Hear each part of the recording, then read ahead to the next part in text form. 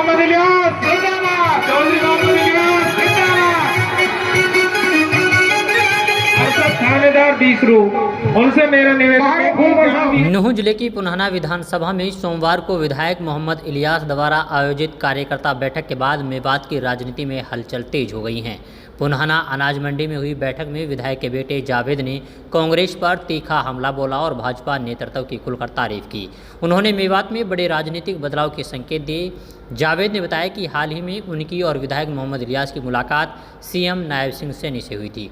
इस दौरान उन्होंने सीएम के सामने बिजली, स्वास्थ्य, शिक्षा, सड़क, रेलवे, विश्वविद्यालय और रोजगार से संबंधित मांगें रखी थी। जावेद ने दावा किया कि सीएम ने मेवात के विकास का आश्वासन दिया है। राज्यसभा चुनाव में भाजपा को समर्थन देने के मुद्दे पर जावेद ने कहा कि 80,000 लोगों ने उन्हें वोट देकर विधानसभा भेजा था। इसी भरोसे के तहत राज्यसभा में एक वोट भाजपा को दिया गया। इसके बदले सीएम सैनी ने मेवात के वर्षों पुराने विकास कार्यों को पूरा कराने का आश्वासन दिया है। जावेद ने कांग्रेस पर निशाना साधते हुए कहा कि मेवात 70-75 साल से कांग्रेस को वोट देता आया है, लेकिन यदि मेवात के पिछड़ेपन के लिए कोई जिम्मेदार है तो वो कांग्रेस पार्टी है।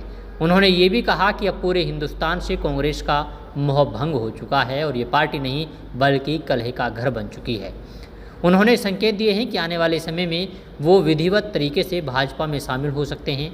जावेद ने ये भी जोड़ा कि भाजपा और राष्ट्रीय स्वयं सेवक संघ के कार्यकर्ताओं के साथ उनका पहले से ही भाईचारे का रिश्ता रहा है और ये आगे भी जारी रहेगा।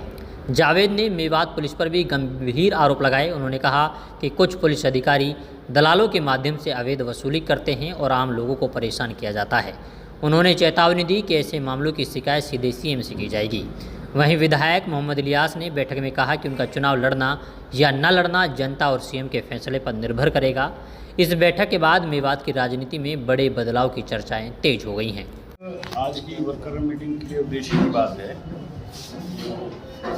अभी कुछ दिन पहले माननीय मुख्यमंत्री जी से विधायक जी की और मेरी मुलाकात हुई। माननीय मुख्यमंत्री जी जो हैं विकास के जितने भी कार्य हैं उनको कराने के लिए, चाहे वो बिजली से जुड़े हुए हैं, स्वास्थ्य से हैं, शिक्षा से हैं, तो हमारी समस्याएं जो है विधानसभा की उन्होंने मांगी हैं। तो आज इस मीटिंग के माध्यम से हमने कार्यकर्ताओं को संदेश दिया है कि अपनी समस्याओं से हमें अवगत कराएं ताकि हम उन्हें मुख्यमंत्री कार्यालय तक पहुंचा सकें। एक बात का आपने जिक्र किया कि मुख्यमंत्री, देखिए, जहाँ तक मुख्यमंत्री जी के विश्वास की बात है तो मैं आपको बताऊं, ये कड़वा सच है कि मेवात इलाका पिछले 70 सालों से 75 सालों से कांग्रेस पार्टी को वोट देता आया है और इस 75 साल में 45 साल कांग्रेस पार्टी का राज रहा है। मैंने हर तरीके से इसका आकलन किया है तो ये पाया है कि अगर मेवात के पिछड़ेपन के लिए अगर कोई जिम्मेदार है तो कांग्रेस पार्टी है। जहाँ तक भारतीय जनता पार्टी की बात है तो भारतीय जनता पार्टी को तो ना तो मेवात ने ना हमने ही कभी वोट दिया था, तो हम उनसे उम्मीद कैसे रख सकते थे। तो अब जब राज्यसभा का मौका आया तो हमें 80,000 वोट लोगों ने दी थी। उस 80,000 के बदले जो हमें एक वोट देने का अधिकार राज्यसभा में मिला वो हमने भारतीय जनता पार्टी को माननीय मुख्यमंत्री जी के आदेश अनुसार दिया।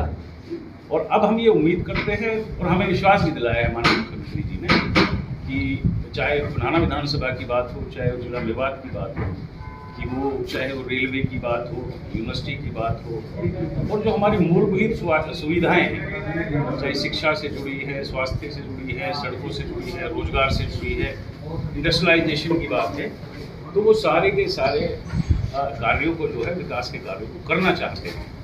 तो इसी के लिए हमने दिया है और हमें विश्वास है माननीय मुख्यमंत्री नायब सिंह सैनी जी की बातों पर।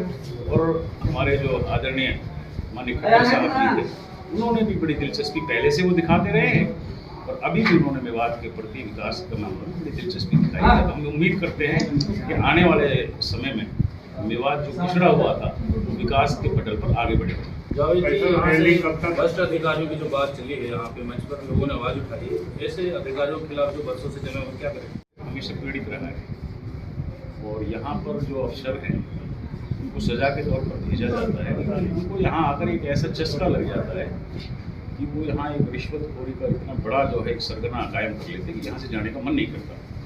तो अभी मैंने भी इस चीज़ का जो है अंदाज़ा लगाया है, मुझे भी मालूम है कि CIA जो पुलिस है ये जो है गलत तरीके से दलालों के कहने पर नाजायज लोगों को उठाकर एक तरह से एक्सटॉर्शन जो है मनी उनसे लेकर उनको छोड़ने का काम करते हैं। इसको अब से पहले भी हमने बर्दाश्त नहीं किया था और अब इसको बिल्कुल बर्दाश्त नहीं किया जाएगा और सीधे माननीय मुख्यमंत्री जी के सामने ये शिकायत रखी जाएगी। रैली की जहाँ तक बात है, कब तक मुख्यमंत्री जी की रैली हो सकती है? देखिए, जहाँ तक रैली की बात है, मुख्यमंत्री जी खुद बड़े जो है उत्सुक हैं, आतुर हैं मेवात आने के लिए।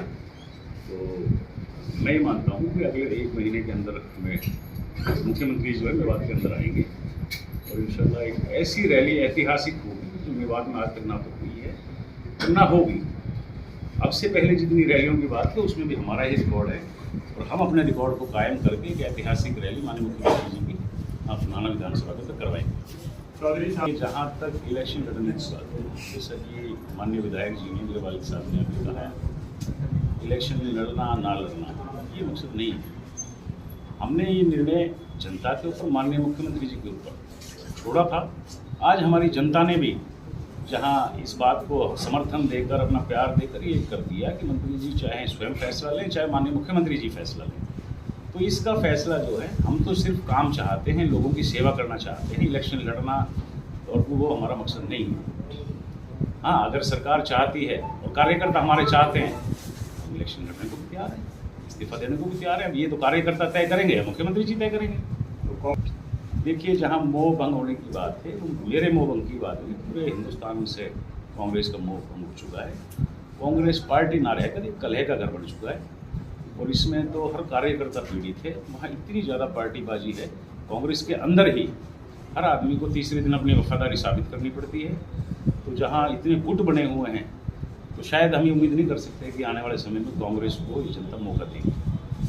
आज की जो आपकी, देखिए, जहाँ तक बीजेपी और RSS के कार्यकर्ताओं की बात है, मैं आपको अवगत कराना चाहूँगा कि हमारा लगाव तो पहले से ही बाज़ार के लोगों के साथ रहा है। प्यार प्रेम हमारा बाज़ार के लोगों के साथ रहा है।